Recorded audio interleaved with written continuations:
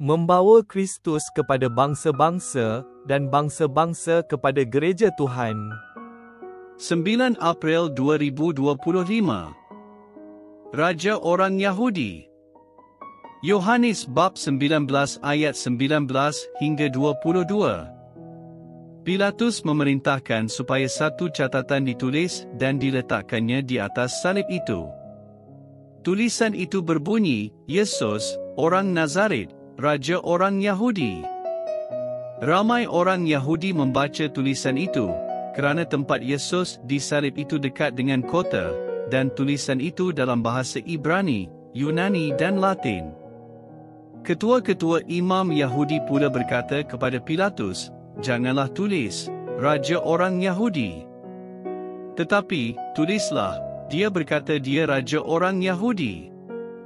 Pilatus menjawab, "Apa yang sudah kutulis itu sudah kutulis."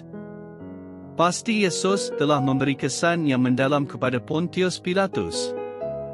Ini tidak dapat membatalkan hukuman kematian tetapi membenarkan Pilatus berkeras dalam memberi gelaran yang betul kepada Yesus.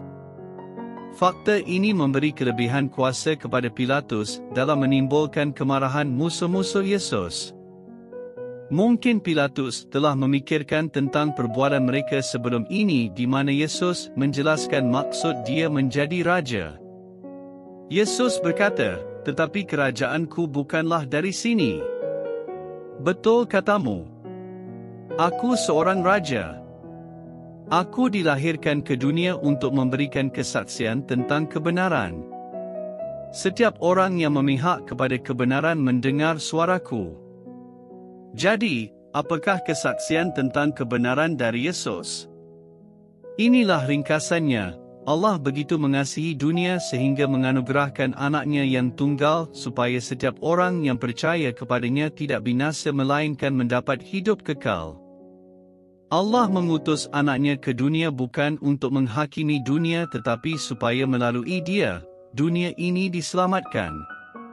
Sesiapa yang percaya kepadanya tidak dijatuhi hukuman. Kita berdoa, "Tuhan, Engkaulah Raja saya yang telah menyelamatkan saya." Terima kasih. Amin.